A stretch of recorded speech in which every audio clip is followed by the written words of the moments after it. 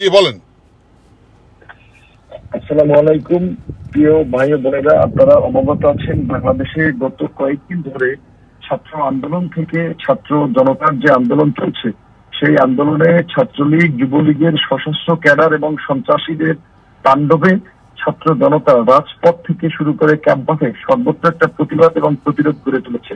ছাত্র জনতার এই প্রতিবাদ এবং প্রতিরোধের মুখে ছাত্রলীগ, যুবলীগের গুন্ডা মাস্তানরা লেজ গুটিয়ে শহর থেকে পালিয়েছে, শিক্ষা প্রতিষ্ঠান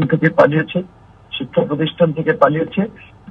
সরকার সর্বশেষ এই নিরস্ত্র জনগণকে দমন করার জন্য তারা অস্ত্রের ব্যবহার করছে, রাজপথে গুলি করেছে এবং এ পর্যন্ত প্রায় অর্ধশতাধিক মানুষ মৃত্যুবরণ করেছে।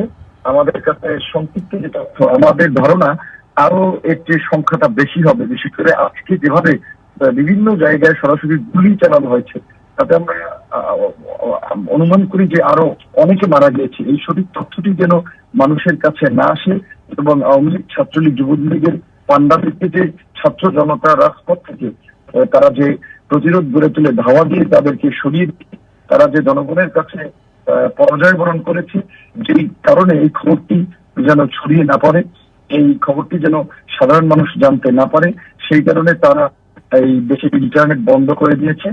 পাশাপাশি ইন্টারনেট বন্ধ করে বিরোধী দলের নেতা কর্মীদের একটা গণগ্রেফতার চালাচ্ছে, যাতে এই গণ আন্দোলন বা গণ অভ্যুত্থানের দিকে বাংলাদেশ না যেতে পারে। আপনারা জানেন যে শুক্রবার একটা সর্বদলীয় আপনার একটা বিক্ষোভ সমাবেশ এবং মিছিল রয়েছে। কারণ আমরা মনে করি যে বর্তমান এই ঘাতক সরকার যেভাবে ছাত্রদের বুকে গুলি চালিয়েছে, জনতার বুকে গুলি চালিয়েছে, এইরকম একটি ঘাতক সরকার, পার্শ্ববর্তী দেশের একটি পাপেট সরকার ক্ষমতায় থাকলে এই দেশের জনগণ আর নিরাপদ নয়। তাই আমরা আগামীকালকে সকল রাজনৈতিক দলকে আহ্বান জানিয়েছি যে তারা যেন যার যার জায়গা থেকে বা জুম্মা তারা যেন একটা সর্বদলীয় এই ঘাতক সরকারের পদত্যাগের দাবিতে বিক্ষোভ মিছিল করে আমরা আমাদের জায়গা থেকে প্রস্তুতি নিচ্ছি। আমরা জানি না এই অবস্থায় আমাদের খবর কতটুকু গণমাধ্যমে কিংবা বিশ্ববাসীর কাছে পৌঁছায়।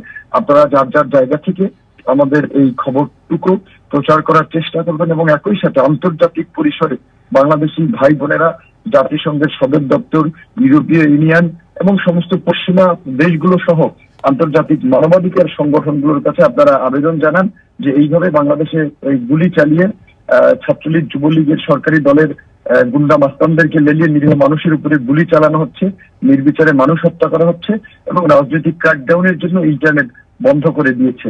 এই বার্তাটি আপনারা সকলের কাছে প্রচার করবেন, আমাদের আহ্বানটি পৌঁছে দিবেন এবং আপনারা বাংলাদেশের প্রতি বিশেষ করে প্রবাসী কমিউনিটি দৃষ্টি রাখবেন, এই আহ্বান রাখি। চিরু ভাই, জি, অনেক ধন্যবাদ।